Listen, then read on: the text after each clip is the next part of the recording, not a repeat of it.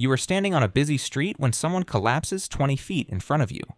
People are everywhere, dozens of them. And yet nobody moves, nobody calls out, nobody kneels down. And if you are being honest with yourself, neither do you. Not right away. That moment of frozen hesitation is not weakness. It is not cowardice. It is one of the most reliably documented phenomena in all of human psychology. And once you understand why it happens, you will never look at a crowd the same way again. This is the story of a murder that changed science, a psychological experiment that broke the assumptions of an entire generation of researchers, and a flaw in your brain so deep it may have been there since before language existed. In 1964, a 28-year-old woman named Kitty Genovese was attacked outside her apartment building in Queens, New York. The assault lasted over 30 minutes. 38 neighbors reportedly heard or witnessed parts of it, and not one of them called the police until it was too late. The story shook America. Newspapers called it a moral crisis. Commentators blamed the callousness of modern city life. But two psychologists named John Darley and Bibb Latane looked at that story and asked a very different question. They did not ask why those neighbors were cruel. They asked whether something in the situation itself was making normal, decent people behave as if they were invisible. What they discovered became known as the Bystander Effect. And it does not describe monsters. It describes you. Here is what Darley and Latane actually found.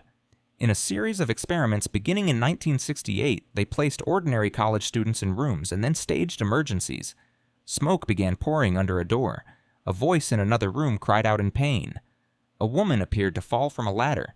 In every scenario, they varied one thing: how many other people were present. When a person was alone, they almost always helped.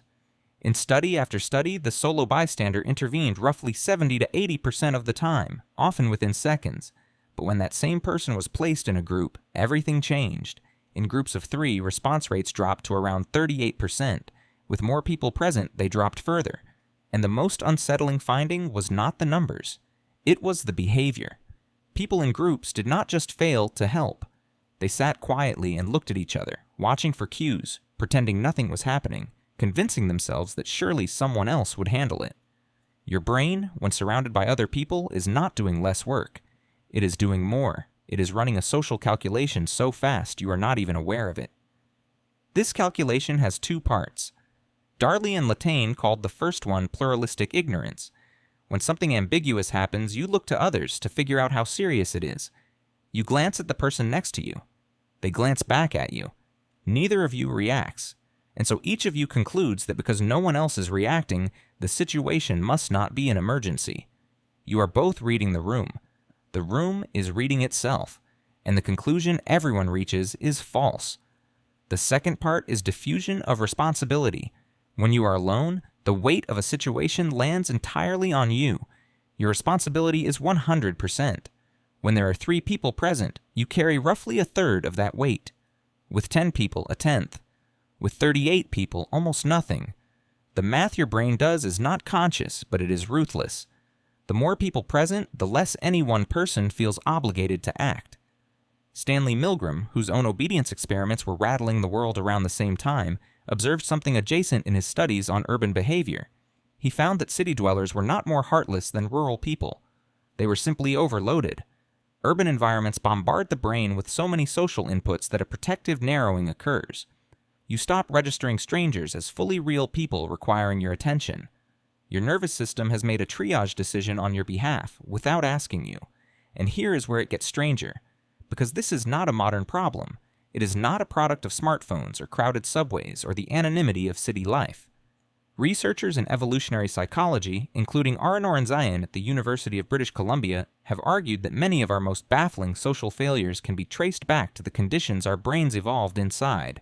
Your ancestors lived in groups of roughly 50 to 150 people. In that context, you knew everyone around you. Diffusion of responsibility was nearly impossible because responsibility had names and faces and could not dissolve into a crowd. Everyone knew who was supposed to act. Everyone could be held accountable. But now you move through cities of millions. You sit in lecture halls with 200 strangers. You scroll past the crises of people you have never met. Your brain was never designed for this scale. The software is running on hardware built for a completely different world. You might expect that knowing about the bystander effect would protect you from it. It does not. Not reliably. Studies by Robert Cialdini and his colleagues on social proof found that awareness of a bias can reduce it in low-stakes, highly conscious decisions. But in the middle of an actual emergency, your instincts move faster than your knowledge. The calculation happens before you can interrupt it. There have been moments when the effect has reversed. Researchers have found a handful of conditions that reliably break the bystander freeze. The first is direct eye contact. When someone in a crowd makes specific eye contact with you and says your name, or even just says the words "you." In the blue jacket, the diffusion of responsibility collapses. The responsibility can no longer float above the crowd and settle nowhere. It has landed specifically on you. Emergency response trainers now teach this explicitly. Do not shout help at a crowd. Point at a single person and give them a single task. The second condition is unambiguity. When there is no room for pluralistic ignorance because the emergency is obvious, people are far more likely to help regardless of crowd size. The ambiguity is what allows the collective misreading. Remove the ambiguity and something closer to the solo bystander response returns. The third condition is similarity. Studies consistently show that people are more likely to help those who look like them, dress like them, or appear to belong to their group. This is not just a moral failure, it is also a legacy of the same small group logic. In a band of 50 people, anyone you encountered was almost certainly part of your group. Your brain still runs that assumption. And so you come back to that moment on the street. Someone has collapsed. The crowd stands still. Your gaze flickers sideways. You're looking for permission, and the crowd is looking for the same thing from you. The frightening thing is not that people are selfish. The research suggests they are not. In dozens of experiments, people who are alone help almost reflexively, often at real cost to themselves.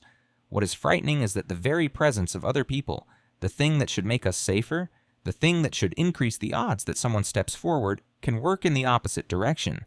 A crowd can make each person inside it more helpless than if they were standing alone. Darley and Latane published their findings in 1968.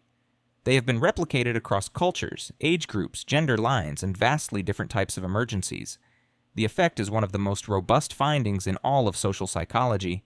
It is also one of the most depressing, but there is a version of this story that points somewhere else, because the bystander effect is not fixed. It is a product of conditions. Change the conditions, and you change the outcome. When people have been trained to recognize the freeze and interrupt it, response rates climb sharply. When individuals are taught to self-designate as the one responsible even before an emergency happens, the diffusion does not occur. You can, in fact, wire yourself to step forward. The next time you're in a crowd and something happens, your brain will run its calculation. It will search the faces around you for signs of what to do. It will begin to divide the weight of the moment by the number of people present.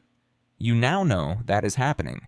The question is whether you can catch it fast enough, because someone in that crowd is going to act, and every one of those 38 neighbors on that night in 1964 was capable of being that person. So are you. You just have to decide before the calculation finishes. And that, it turns out, is the only thing separating you from them. Not character, not courage, timing. This time you move. Not because someone told you to. Not because the crowd did first. Because you already decided before the moment arrived, before the calculation finished, before the weight dissolved into the crowd around you. You kneel down. You reach out. And in that single action, you become the thing that 38 people on a street in Queens could not find in themselves that night. Not a hero, not exceptional, just someone who caught the calculation before it finished. If this changed how you see a crowd, share it with someone who needs to hear it. The more people who understand this, the more people who will actually move. Subscribe for more videos like this, and the next time the world goes quiet around you, you already know what to do.